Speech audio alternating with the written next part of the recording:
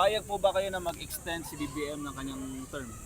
Siguro po sa opinion ko siguro po hindi na para sa akin. Kasi sa sitwasyon natin ngayon parang ang gulo ng Pilipinas, parang walang solusyon nangyayari. Lalo na sa nangyayari sa Pilipinas sa sobrang gulo, ang daming namamatay, ang daming mga krimen.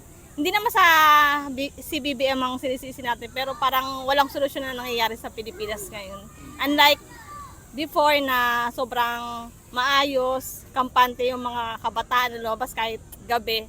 At meron din mga curfew. Ngayon parang ang curfew parang hindi naman natutupad.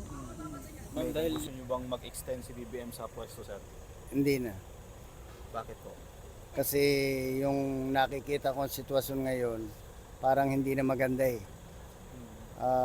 Yung mga, alam mo na yung mga flight control, parang hindi na maganda yung mga ginagawa nila. Maraming issue. Tapos, sige po. Kaya ayaw ko na. Ayaw ko na mag-extend pa. So, mag-extend ng term si BBM? Oo naman. Bakit po? Kasi marami naman na siyang nagagawang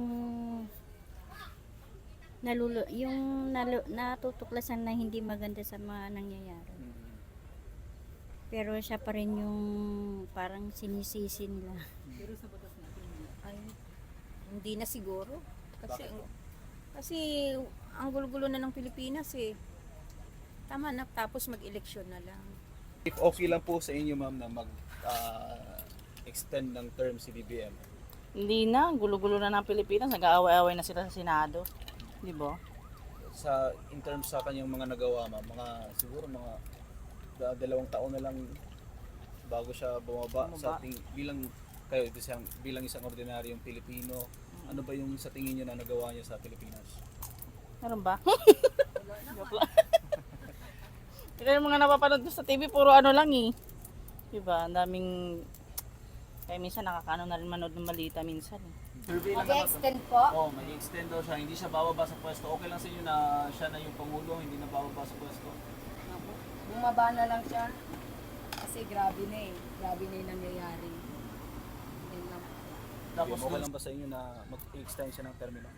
For me po siguro hindi na po. Kasi nakikita naman po natin na siguro tama na po yung ilang years niya na wala pong nagagawang maayos, 'di ba? So, for me pag nagdagdag pa siguro parang ano pa yung gagawin niya, 'di ba? So, parang bigyan naman natin ng attention yung iba na may mas kaya po talagang magbigay ng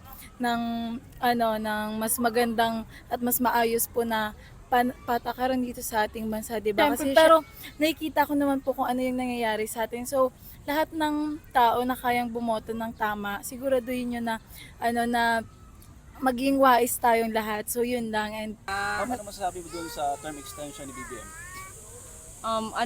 Parang disagree na po dun sa ano na yun sa plano po na yun kasi parang nung siya po yung naging presidente mas lumala po, tapos nagkakagulo na nga po pati sa Senate, ganyan. Marami pong problema, marami pong gulo na nangyari nung siya po yung naging presidente.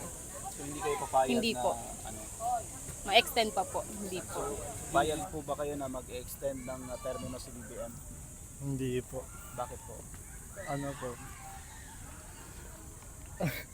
Wala naman po siyang parang ginagawang pong tama sa Pilipinas po. Hindi naman po na po yung Pilipinas parang nababago po yung sistema. And yung pag-extend niya parang hindi na kailangan na may magbago po talaga. Lalo na sa pamumuno niya din po. Pero okay lang sa inyo na mag-extend si BBM or hindi? Siguro sa nakikita ko parang hindi sa nangyayari na dito sa sa ating bansa. Kasi syempre mas kailangan natin yung pagbabago ba, yung may improve yung natin, yung ating ekonomiya ba. Syempre para kahit papaano yung buong mamamayan makaraos sa sa kahirapan ba. Kasi syempre sa nakikita ko ngayon marami talagang naghihirap na kailangan tugunan ng pamahalaan po. Dun po ba kayo na mag-extend si BBM sa pwesto? Hindi. Bakit po? Siyempre nakatakda yun, 'di ba, na kailangan na mag-eleksyon. Bakit kailangan palawigin pa? ano bang kinakatakot nila na mag-election? Tsaka dapat naman talaga papalitan na yung mga namumuno ngayon. Dahil Para maayos din nila kung ano man yung mga nagawa dati na hindi tama, sila na lang ang magtatama. Pangit mang pakinggan na walang continuity kasi may mga project sila noon, pero parang hindi naman gaanong kagandahan yung mga nagawa nilang project. Mas magandang panibago na lang ulit ng mga namumuno. since yun po, Kasi parang hindi na tayo nadadala eh. Parang na-experience na natin na may mga president di ba na naulit na rin na e-elect.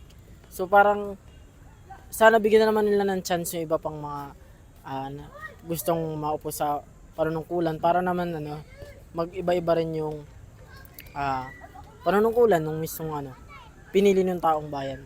Hindi lang naman nakaumay. so hindi kayo na po ba sa inyo ma'am na mag-extend si BBM sa kanyang term? Extend? Sa akin, para sa akin opinion ko lang to, baka mabash ka. Hindi. Bakit po? Hindi naman natin kailangan explain. Tingnan na lang natin yung, 'di ba, yung paligid natin kung ano mang nangyayari, 'di ba? Wala na explanation, parang observe na lang tayo. Ganun lang. So na mag-extend si BBM ng term, so parang ang nangyayari hindi bababa sa pwesto. Okay lang po ba sa inyo yun, sir? Hindi, patalusigin na dapat yan si Bongbong. Kasi wala namang nangyayari din nangyayari sa atin sa administrasyong ito. Lulukuhan lang tayo. Kaya pinapagluloko tayo, kita mo. Pinipilit nilang ilubog si Inday para lahat ng mga pagnanakaw nila, pagkakamali ng mga administrasyon, mga senador matakpan. Kaya ayun, yun lang para sa akin.